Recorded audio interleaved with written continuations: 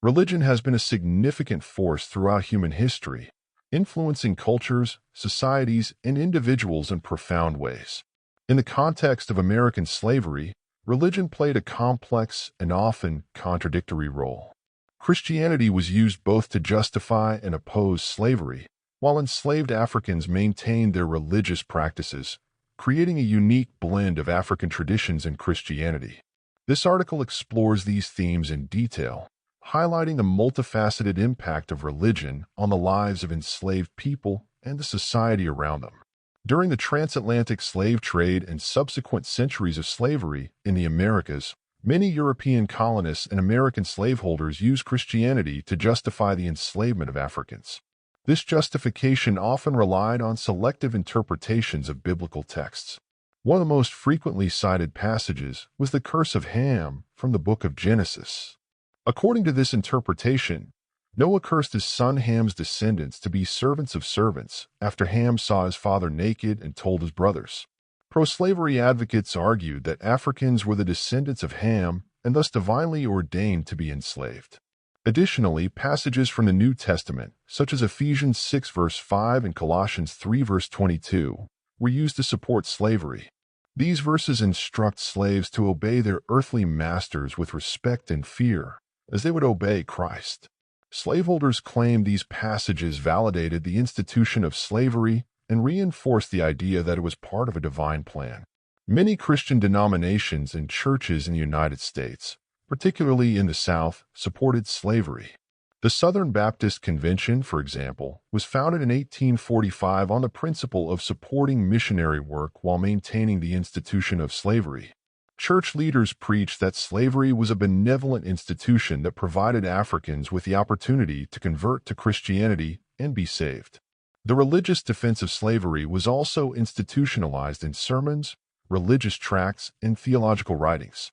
These texts argued that slavery was a natural condition for Africans, who were considered inferior and in need of white guidance and control.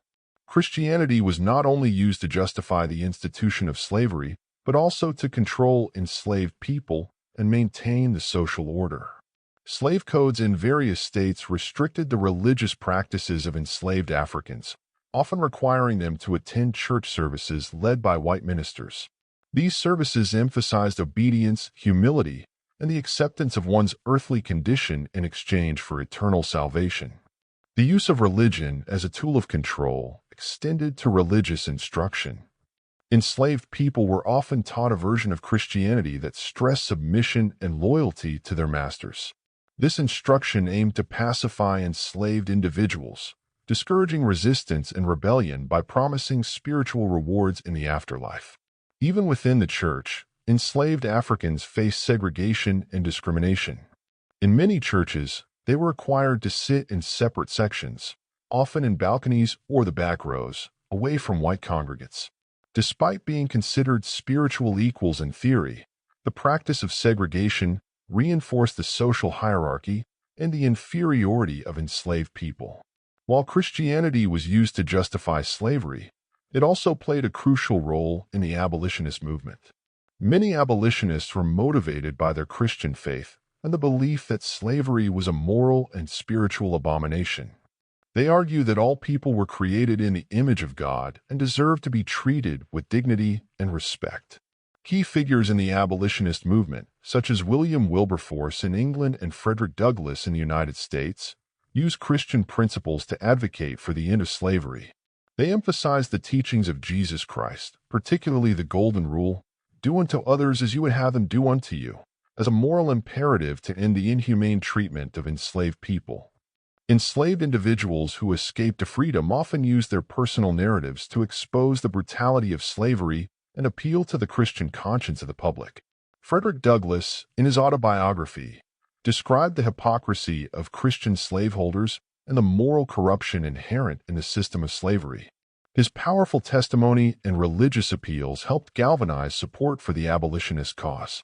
Harriet Beecher Stowe's novel Uncle Tom's Cabin, deeply rooted in Christian morality, portrayed the suffering of enslaved people and the moral evil of slavery.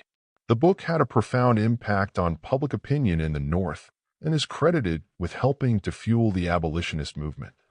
Despite the oppressive environment, many enslaved Africans retained elements of their traditional religious practices.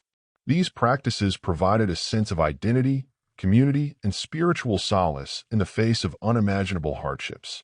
African religious traditions were characterized by a belief in a supreme deity, ancestor worship, and the presence of spirits in nature. Enslaved Africans adapted these beliefs to their new environment, often in secret to avoid punishment. Enslaved Africans often held secret religious meetings, known as hush harbors, in secluded locations such as forests, swamps, or hidden cabins. These gatherings allowed them to worship freely, express their spirituality, and share their collective experiences of suffering and hope. During these secret meetings, enslaved people sang spirituals, religious songs that combined African musical traditions with Christian themes. Spirituals served as a form of worship, a means of expressing sorrow and hope, and a coded language to communicate messages about escape and resistance. Within the enslaved community, certain individuals emerged as spiritual leaders, often referred to as root doctors, conjurers, or healers. These leaders played a crucial role in preserving African religious traditions, providing spiritual guidance, and offering hope and healing to their communities.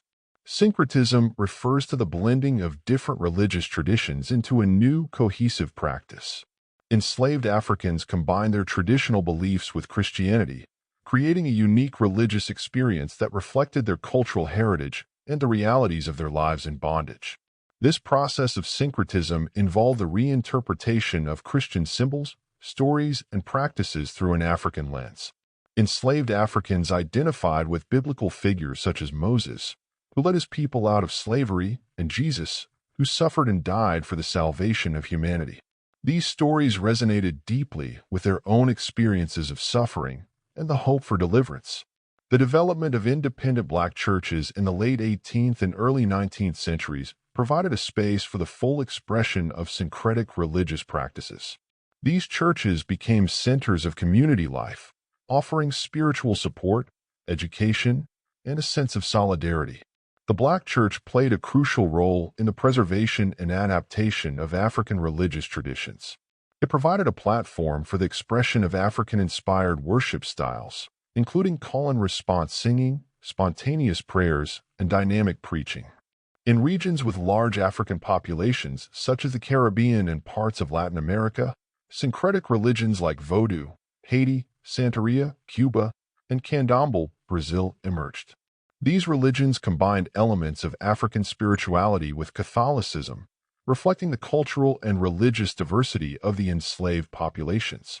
These syncretic religions incorporated African deities, rituals, and symbols into a framework that also included Catholic saints, prayers, and practices.